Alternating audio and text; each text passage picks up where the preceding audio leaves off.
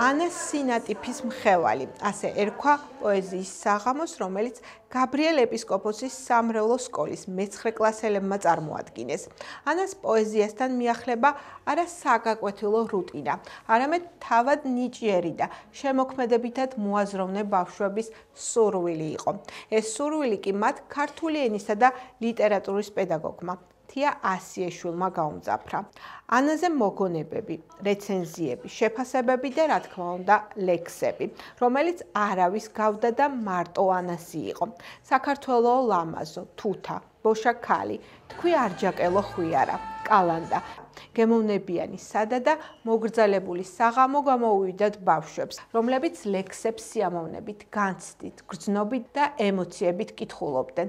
მოგონებებს გათავისებით და იმის შეგრძნებით, რომ ანა მართლა პოეზიის დედოფალია.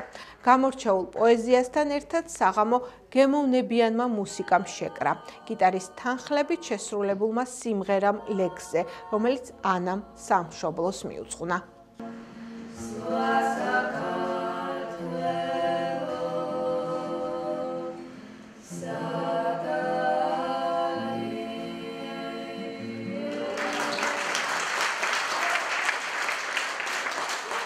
დღეს გაბრიელ ეპისკოპოსის სახელობის სკოლის მოსწავლეებმა წამოგვიდგენთ ანა კანდიდის პოეზიის საღამო. ვფიქრობ, რომ ამგვარი საღამოები ძალიან მნიშვნელოვანია ჩვენი მომავალი წარმატებებისთვის და მინდა მადლობა გადავხო და ორგანიზატორებს და მასწავლებელს, რადგან ჩვენი შესაძლებლობები უკეთესად გამოამჩნევს. საკმაოდ დატვირთული დღე იყო ემოციურად. ფაქტობრივად ანა კალანდაძე გავაცოცხლენ და ძალიან სასიამოვნო იყო მისი პოეზიის წარდგენა ხალხისთვის და ჩვენც გამიცადეთ თითქოს გაცოცხლებულიყო ანა. ჩვენ მიზანის იყო, რომ ანა უნდა გაგვეცოცხლებია რა და ჩვენ ჩემი აზრით შევძელით ეს ყველაფერი და ძალიან კარგი იყო. პოეზიის საღამომ ანას პოეზია უფრო სხვა მხრივ დამანახა და უფრო შემაყვარა. ძალიან ბევრი რამე ვისწავლე, ძალიან ბევრი გამოსილება მივიღე ამასთან ერთად, სცენაზე დგომის და ასე შემდეგ. ძალიან კარგი გამოვიდა ყველაფერი, ჩემ მოლოდინებს გადააჭარბა პირადად და ყველა ძალიან ლამაზები და კარგები ვიყავით და მეცვალოდები შემდეგი წლებისთვის. ჩვენთვის ძალიან ამაღელვებელი იყო ეს საღამო და სამწუხაროდ ანას პოეზია ამ დღეს დაკარგული არის საჯარო სკოლებში. დიდი იმედი მაქვს, რომ ჩვენ მაგალითს აიღებენ საჯარო სკოლის ბავშვები და ჩაწვდებიან ანას გამონათქვამებს, ლექსებს.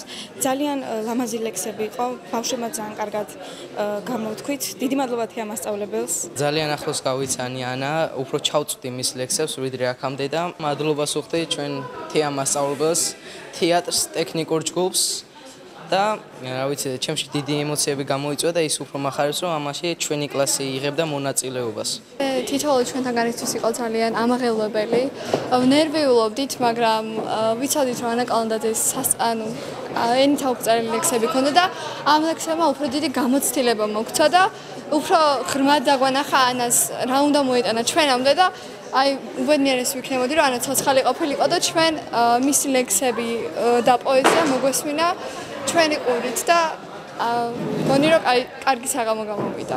რა თქმა უნდა, სრულყოფილად ამას ვერც არც მქონდა მაგის ილუზია, რომ შევძლებდით, მაგრამ მე მგონი ცოტათი ანას სამყაროში ამოვყავით თავით ჩვენც და ბავშვებმა, რა თქმა უნდა, ბავშვებმა იგრძნეს, აი თითოეული გრძნობდა და ეს ბუნებრივი იყო.